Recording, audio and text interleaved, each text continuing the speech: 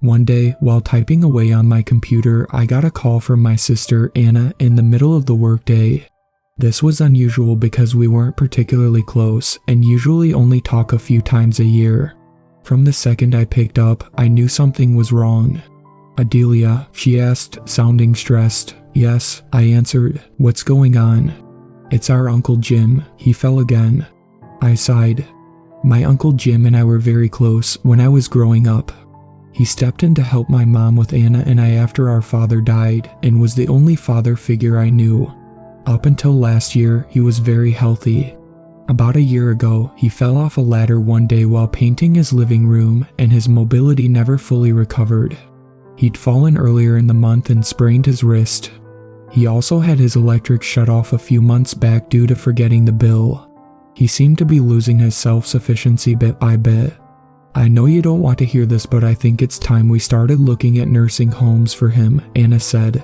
I shook my head. "No, we can't do that to him. He doesn't want to leave Rex in some dog shelter and he loves his gardening. He would also hate being stuck in some room all day." "Adelia, he wouldn't be stuck in a room all day. They have activities. He could make friends there." "No, we'll figure something else out." I cut her off, determined to make her see my point. "I care about him too and I'm not happy about this either," responded Anna, "but I'm scared that if we don't do something soon he's gonna end up seriously hurt or worse." "What about hiring a home health aide?" I asked. "I have already looked into that. Pickings are slim around here on his budget, and so far I haven't been able to find anyone." "I'll do it," I volunteered without thinking. "What?" asked Anna, sounding surprised. "I'll move back and be his caretaker. My job's remote and I can clean out the extra room at his house to stay in." "Are you sure?" she asked. "I know you've been doing really well in Louisville. I love it here," I admitted. "But I want to help Jim. It's the right thing to do. He was always there for us when no one else was." "I mean, that's great, but aren't you worried about living in the same town as Chase?" she asked.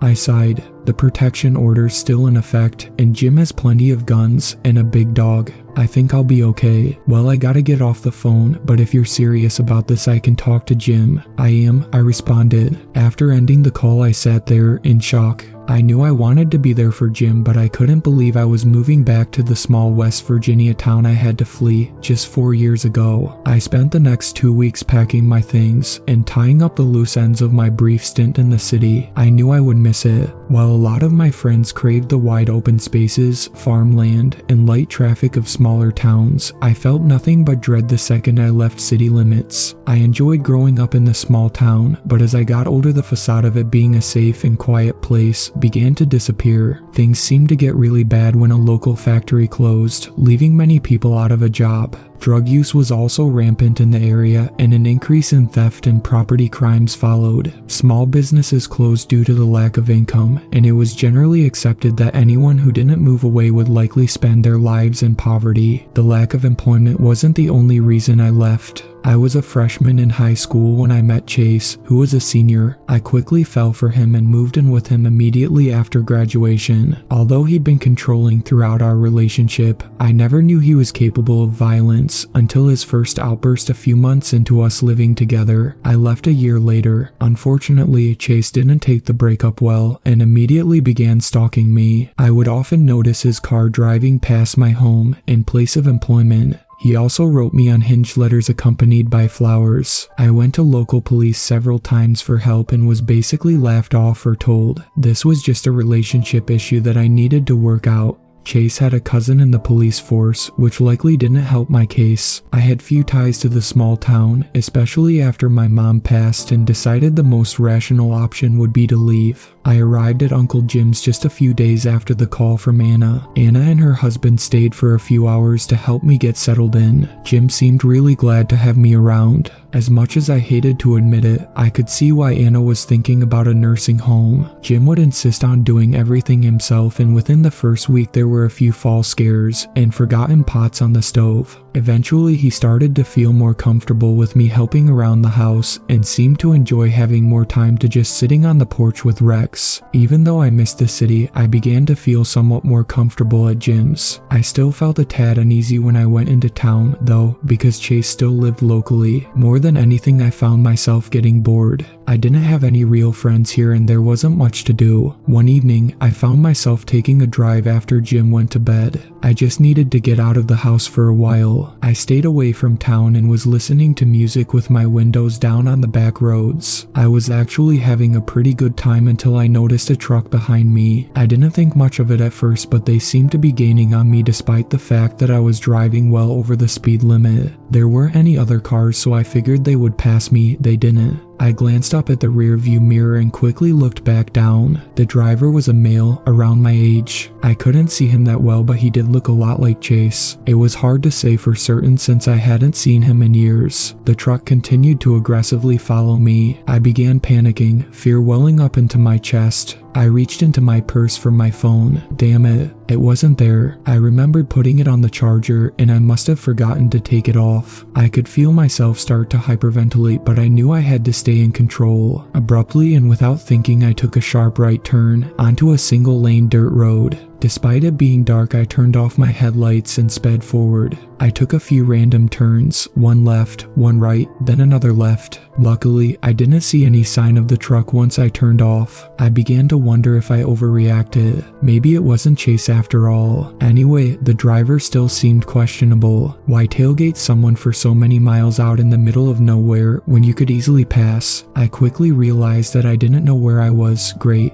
Now I was lost at night with no phone. I tried my best to navigate my way home, but nothing was looking familiar. Just as I was losing hope, I saw a light ahead. I couldn't believe what I was seeing. The familiar bright red sign of Target. But how? I glanced around and didn't see anything nearby. No other stores, homes, or businesses. I knew from experience that Target stores are never in small towns. Certainly not on the outskirts of a small, impoverished town in West Virginia. I slowly pulled into the parking lot. I didn't see any other cars there. It was pretty late, so maybe they were closed. I decided to walk up and see. I missed shopping at Target while living in Louisville, and it would be nice to be able to get some things to make my room and office at Jim's feel more like home. To my surprise, the store was open. The glass doors opened as I approached. I grabbed a cart, excited to start shopping. I started in the cosmetics aisle, grabbing a few facial creams. I quickly noticed something unusual. There seemed to be no one else in the store. I didn't see any customers or employees. I figured maybe they were just short-staffed and not busy this time of night.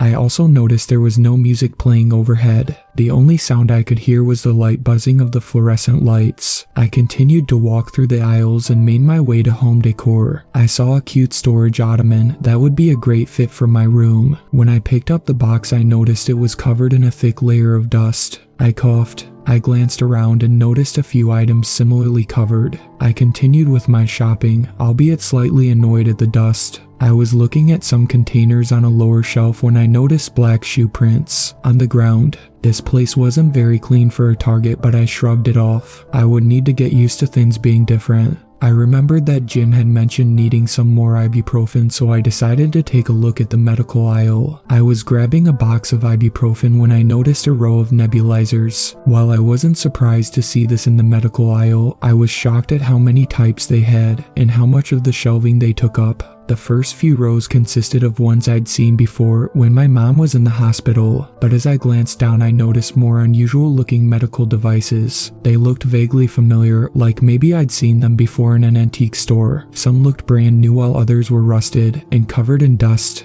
I also noticed a bunch of oxygen tanks further down the aisle. Like the nebulizers, some looked brand new, while others looked like they were decades old and worn. Nothing in here made sense. Why would a Target have all of these oxygen tanks and vintage medical supplies? Was it even safe to store the oxygen like this? I paused and picked one of the older looking breathing machines up. As I tilted it, a black liquid spilled out. I dropped it and wiped my hand on my pants, cussing to myself. I started getting a bad feeling. I was in a strangely placed Target on the outskirts of my hometown that appeared to have no one else in it, but did stock strange items that don't belong in Target. I started to wonder if maybe the store was abandoned. I contemplated abandoning my cart and leaving the store, but as dumb as it sounds, I hadn't been able to buy anything special for myself in a long time, and I was really hoping to get what I came in for. I made my way up to the front and noticed there were no self-checkouts. I glanced around looking for an open checkout.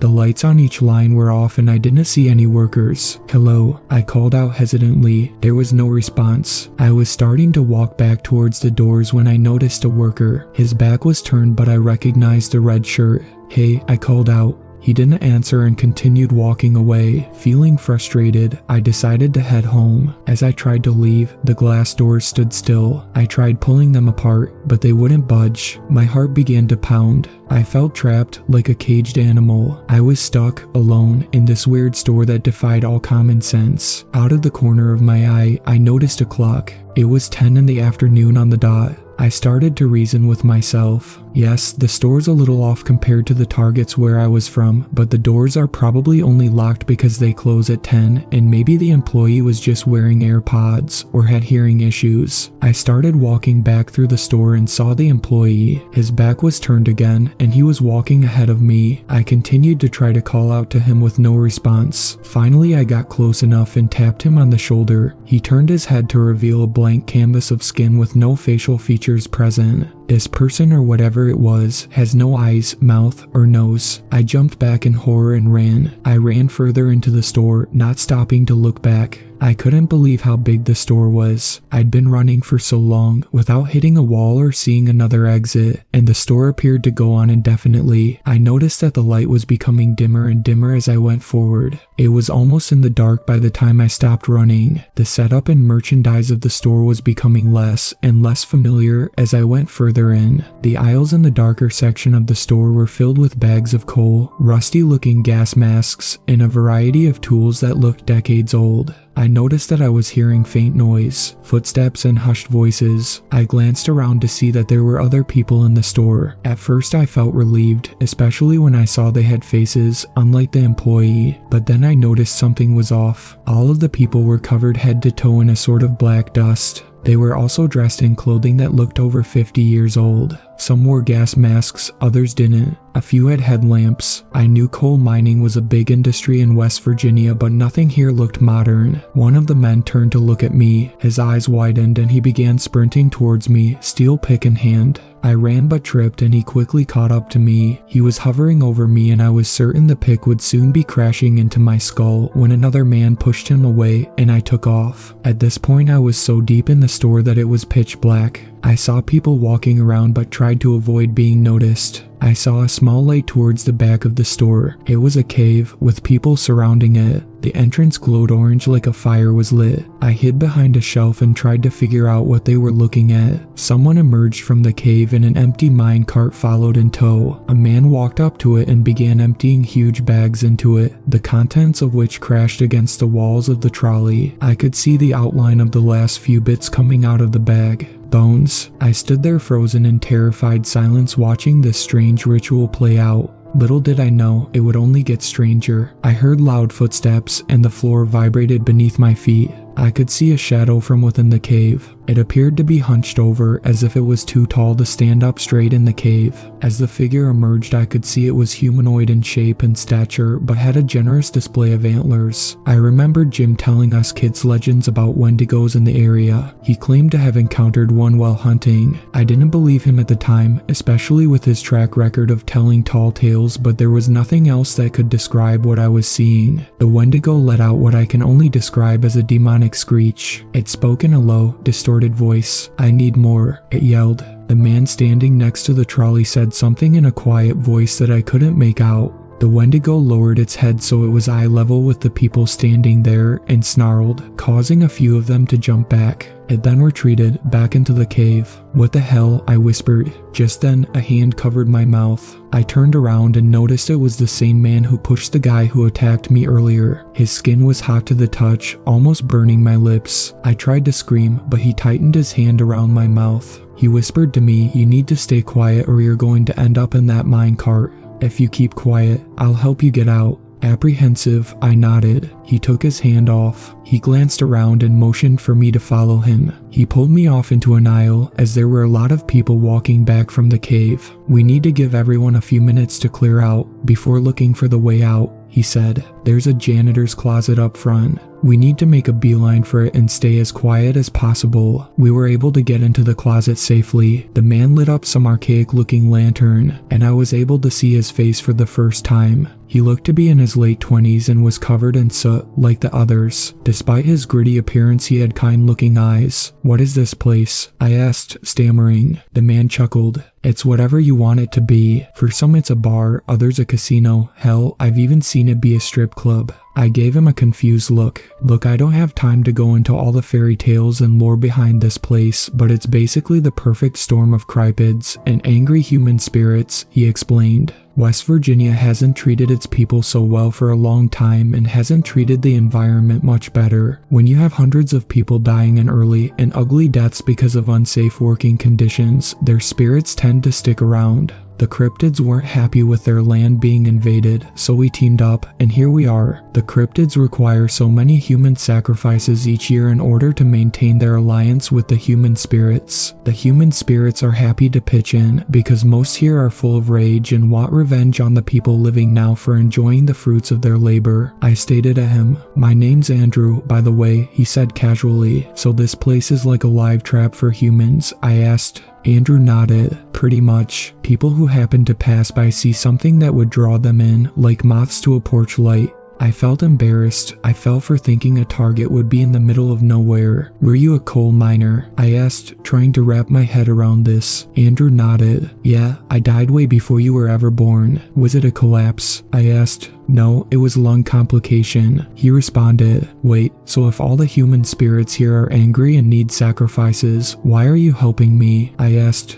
Andrew shrugged. "It all is starting to lose its luster for me. Don't get me wrong, I'm angry I died so young, especially because my daughter wasn't even 2 yet, but making other people suffer a worse fate isn't gonna change how my life turned out. When it's just drunken assholes walking in here hoping to cheat on their wife, I don't feel so bad, but you look like you have your whole life ahead of you." Andrew and I talked for a while, waiting for the others to clear out. Andrew told me that once daylight hits, the target will disappear. If I'm not on the outside, I'll be stuck hiding in here until I'm caught and sacrificed. At some point in the night, I heard a distant scream. It was definitely a human being killed. I could tell Andrew tried his best to act like he didn't hear it and to distract me, but I knew what I heard. About an hour after we got to the closet, Andrew opened the door and looked around. "It looks like the coast is clear," he said, smiling. "But where's the way out?" The door was locked. "You have to go out the same way you came in. The laws of reality still apply to the door you entered through, so if it was locked we need to break it or pry it open." "Okay," I answered hesitantly. Andrew and I carefully began making our way to the front of the store. Andrew grabbed a crowbar off a nearby shelf. Once we were up front, he began prying the door open. The sound of a security system blared the second it opened. Before I could leave the store, someone grabbed me from behind. It was one of the many human spirits. They all came running when they heard the security system. They began to surround me. The one who grabbed me, a large gruff-looking man wearing overalls and covered in soot, began to strangle me. I tried to fight myself free, but it was no use. I felt the breath leaving my lungs and began to feel dizzy. Just as I was accepting my fate, a familiar face emerged from the crowd. Andrew hit the man holding me in the face with the crowbar, bloodying his mouth, then yanked me towards the door. The others attempted to grab me and Andrew. One tried to grab my arm and I clawed and bit him until he let go. As Andrew and I got closer to the slightly open door, the spirits began pushing us up against the glass. It felt like I was being crushed. Andrew managed to make enough room to move me closer to the door. The crowbar had fallen during the struggle, and I couldn't reach it. I was going to be crushed if I didn't get this door open. I pulled at it for what felt like forever, my fingernails breaking off and bleeding in the process. Then it finally opened enough for me to skip out and I ran out. I turned back to see the others were angrily turning on Andrew. "Adelia, take this and give it to my daughter," he yelled and tossed a worn envelope out the door. I inched back towards him. "I'm gonna help you, Andrew," I said. "No," he screamed. "Just make sure my daughter gets the envelope." I hesitated, then grabbed it and ran to my car. I peeled out of there and was quickly back on the road. I was shaking and hyperventilating the entire drive. It was daybreak by the time I made my way home. Still in the driveway, I looked at the envelope. It was heavy. The outside had a name. The ink was so faded I could barely see it. "Josie," I read, On the inside, there was an old-looking watch. I looked it over for a few minutes. Just then there was a tap on my window. I jumped. It was Jim. "Good God, Jim, you scared me," I gasped as I got out of the car. He looked concerned. "Where were you? You look like hell." I shook my head. "It's a long story. I went shopping but I got lost." "You look like you've seen a ghost," he said. "I saw something, that's for sure." Jim gave me a knowing look. "You know, I've seen a lot living here all these years. I was kinda glad when you moved away, thinking maybe you'd be spared some of the strangeness that comes along with living here. But there's more good here than bad. There's so many good people around here that would literally give you the shirt off their back." I guess what I'm trying to say is when a beautiful landscape and caring, hard-working people are exploited year after year, things start getting weird. The politicians who line their pockets may not be keeping score, but Mother Nature is. Supernatural forces too. I nodded. "Jim, do you know someone named Josie?" I asked. "Yeah, she plays poker here every weekend," he responded, looking curious. "I have something I need you to give her," I told him.